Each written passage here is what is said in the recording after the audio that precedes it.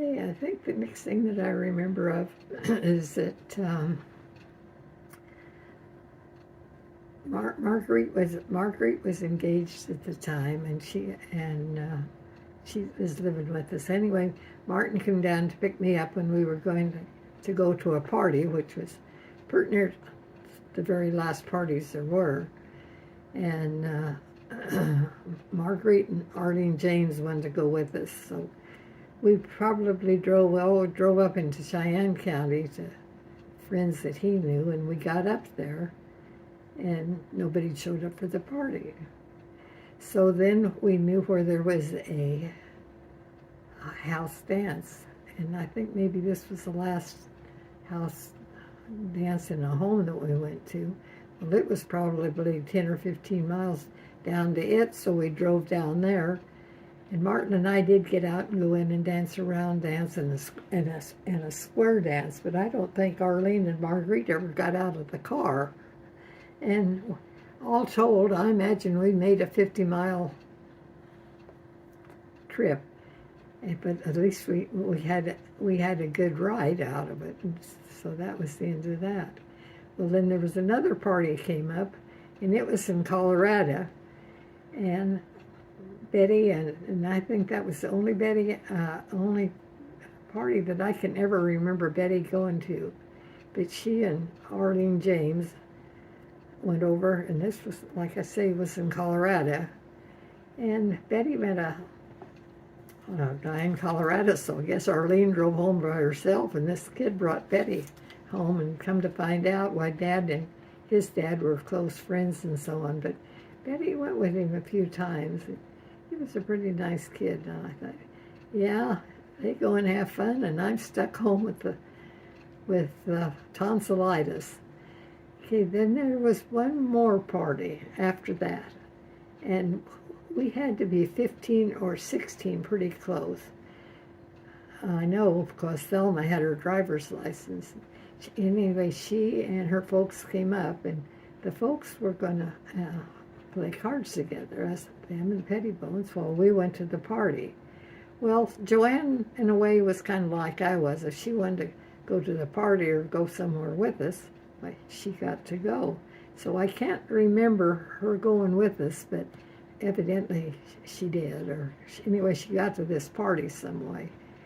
And Betty, I don't know where Betty was, but anyway, Thelma and I went to this party, and it lasted till about, I imagine pretty close to midnight. And they were through dancing and partying. So there was another party about 6 miles north that we had been invited to. Now, whether we asked Joanne to go with us, I don't know, or whether she wasn't ready to go, but anyhow, we left her at James's. And Thelma and I, and there was a bunch, went up to this other party, and it was still going. Well, we played a few games, and then all of us went in his house, and we heard the telephone ring, and it was the folks ring, and of course everybody listened, every caller was. Somebody listened to the phone and said, somebody stuck at James's and wants a ride home, wants to go home. And that should have been warning enough, but it wasn't.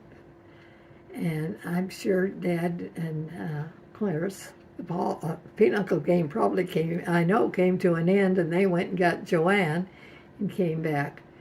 Well, we stayed a little bit longer. By this time, it was probably getting let's say maybe after 1. Well, Thelma and I decided, well, we'd go home. Well, we had to go by the schoolhouse going home, and we decided it'd be fun to stop and swing a little bit. And so Thelma pulled in at the schoolyard, and we got out and we were swinging. Well, a couple of guys that work for James's, they come by and they seen our car there, so they pulled in. Well, then we did fool around and ride on the merry-go-round and the swings and so on. And pretty soon there was a little knoll down that road, and I seen car lights come up. And I said, here comes the Dodge. That's our Dad's car lights. And so he wheeled in at the school ground, and Clarence got out. And he never said a word. He just went and got in the car.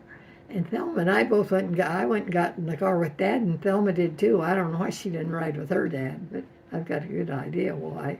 But anyhow, one of the boys went up and said, "Clarence, having a nice evening?" He never even answered. And then he said something to Dad, and Dad did talk to him a little bit. And we were only about, a mile and 3/4 from home.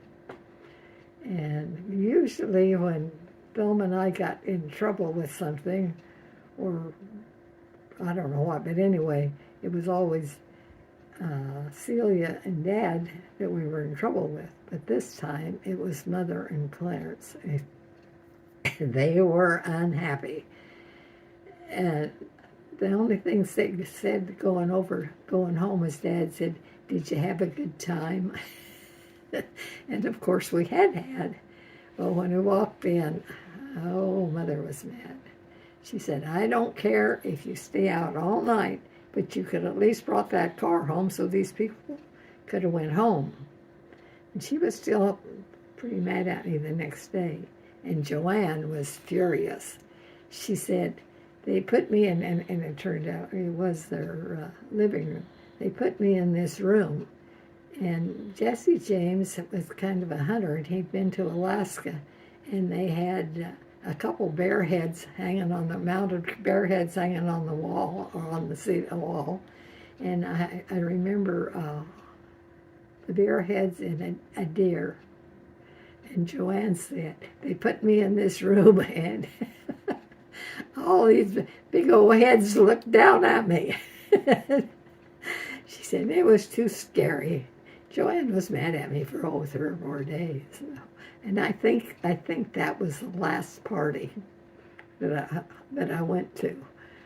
But it was a good party. Well, let's see, after my freshman year, I had my tonsils out because we'd had quite a few tonsils. Well, the hospital wasn't too big, and it was really crowded, and there was 4 of us, and they had us in hospital beds out in the hall. Now, this was before, I don't know if any of us stayed overnight the night before or not, but the next day, we were having a good time hollering across the hall to each other and talking, and there was me and another girl and 2 boys, and they were telling us about football and all this stuff. Well, after surgery, there wasn't any talk. But they did get us up, and I can remember going to the bathroom, and I washed my face and so on, and the towels were right there, and everything just went black. And that was the first time that I fainted, or just about fainted. And there happened to be somebody in there and caught me, and so I didn't get to go home quite as early as I intended, but we did all get to go home that day. So at this time, and I don't know just how long it was.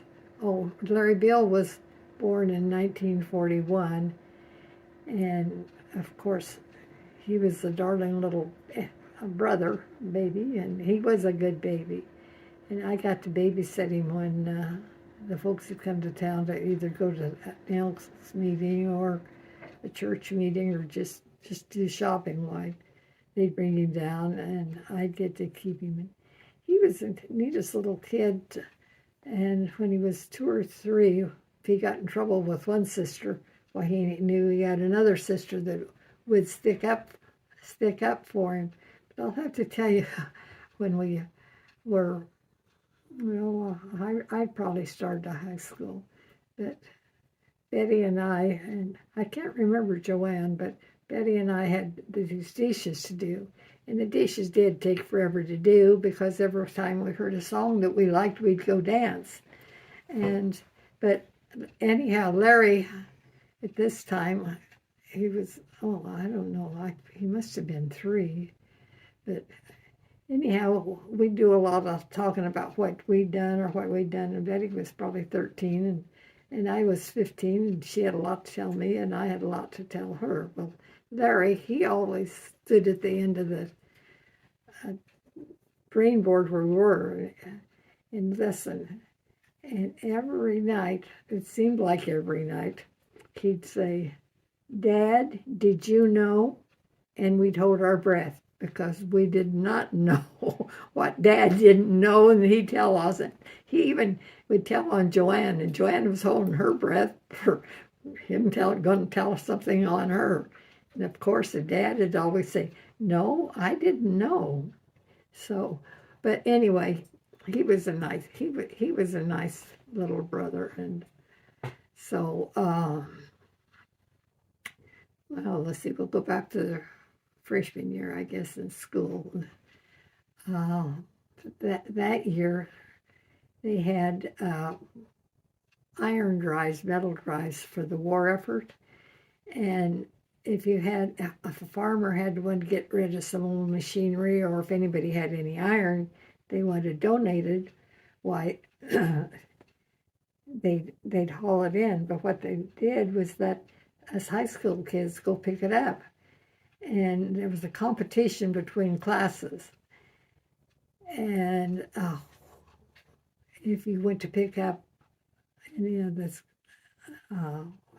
lumber, why the farmer, and he usually had somebody else with him, they'd come and pick up 4 or 5 of us kids that had turned their name in, or anyway, we knew where we were going and so on. But we'd ride in the back of the truck out there and load up the truck or take all the iron that they had.